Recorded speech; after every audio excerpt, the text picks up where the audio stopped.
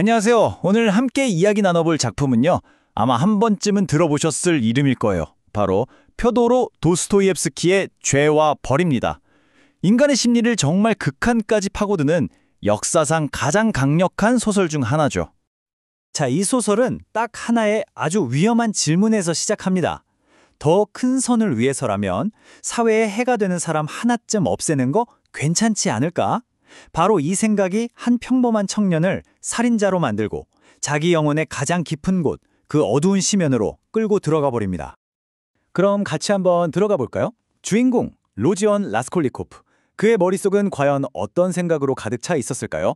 그리고 그를 그런 극단적인 생각으로 몰고 간 19세기 러시아는 또 어떤 모습이었을지 지금부터 함께 살펴보겠습니다. 이 이야기를 따라가려면 먼저 주요 인물들을 알아두면 좋은데요.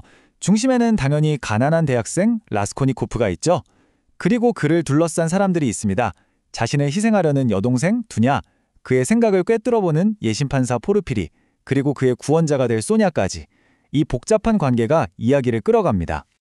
라스콜니코프는요, 하나의 생각에 완전히 사로잡혀 있어요. 바로 비범인 이론이라는 건데요.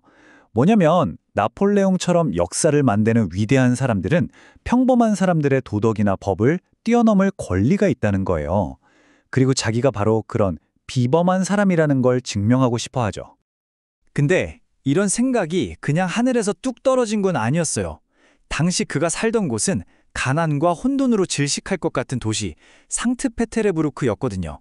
관처럼 좁은 다락방에서 살면서 이런 극단적인 생각에 빠져들었던 거죠. 그럴 만한 환경이었던 셈입니다.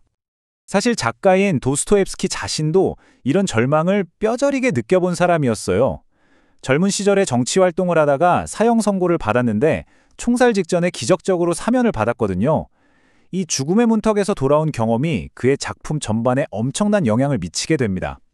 결국 라스콜니코프는 도끼를 촌해줍니다.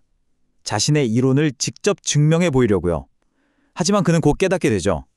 진짜 벌이라는 건 감옥에 갇히는 게 아니라 자기 마음이라는 감옥에 영원히 갇히는 거라는 걸요. 계획은 시작부터 엉망이 됩니다. 그는 원래 목표였던 사회학이라 여겼던 전당포 노파를 죽여요. 그런데 예상치 못하게 그 자리에 있던 그녀의 선량한 여동생까지 죽이게 되죠. 이걸로 그의 그럴듯했던 명분은 그냥 산산조각 나버립니다. 이건 이론의 증명이 아니라 끔찍하고 잔인한 사륙일 뿐이었어요. 그는 나폴레옹처럼 초인이 돼서 완전한 자유를 느낄 거라고 기대했어요. 근데 현실은 어땠을까요? 그를 기다린 건 자유가 아니라 펄펄 끓는 열병과 끝없는 의심, 편집증이었습니다. 그의 이론이 약속했던 건 해방이었는데 실제로 그가 얻은 건 스스로 만든 더 좁고 어두운 감옥이었던 거죠. 바로 이겁니다. 이게 진짜 벌이에요. 단순히 법을 어긴 게 문제가 아니에요. 그는 자기 자신을 인간 세상으로부터, 인류로부터 스스로 잘라내버린 겁니다. 더는 가족도 친구도 그 누구와도 진심으로 연결될 수 없는 완전한 고독. 그것이 그의 벌이었습니다. 그야말로 최악의 순간, 그 지독한 자기 내면의 지옥에서 허우적댈 때 그를 이끌어줄 단 한 사람을 만나게 됩니다.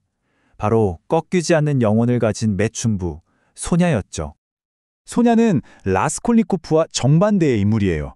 가난 때문에 어쩔 수 없이 몸을 파는 사회 최하층의 삶을 살지만 그 영혼만큼은 누구보다 순수하고 깊은 신앙을 간직하고 있죠. 그의 차가운 지성과 오만에 대한 따뜻한 해독제 같은 존재라고 할 수 있습니다. 라스콜니코프가 소냐에게 자신의 죄를 고백했을 때 그녀는 논리적으로 그를 비난하지 않아요. 대신 구원을 위한 하나의 길을 알려주죠. 이건 그냥 잘못했어요 하고 비는 게 아니에요. 땅에 입을 맞추고 사람들 앞에서 소리치는 행위는 그가 오만하게 등졌던 바로 그 세상, 인류와 다시 연결되기 위한 처절한 몸짓인 겁니다. 소녀가 말하는 구원은 이런 거예요. 내가 특별한 사람이라는 걸 증명해서 얻는 게 아니라 모든 인간이 겪는 이 보편적인 고통을 겸허하게 받아들이는 것. 바로 거기서부터 구원이 시작된다는 거죠. 그의 진짜 병화는 시베리아 유배지에서 꾼 꿈을 통해 찾아옵니다. 꿈속에서 그는 전염병이 도는 세상을 봐요. 근데 그 병은 모두가 나만 옳다고 믿는 일종의 이념의 전염병이었어요.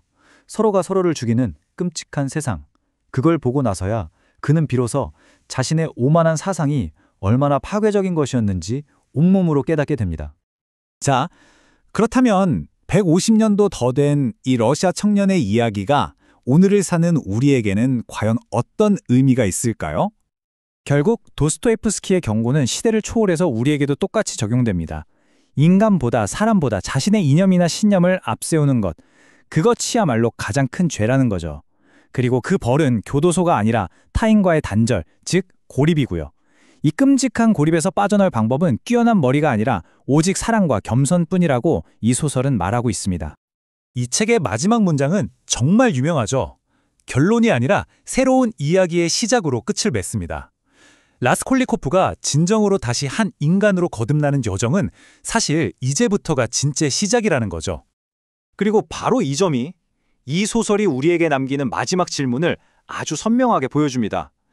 저마다 자신의 생각이 절대적으로 옳다고 확신하는 지금 이 시대에 혹시 우리 마음속 어딘가에도 자신만의 비범인 이론이 숨어 있는 건 아닐까요?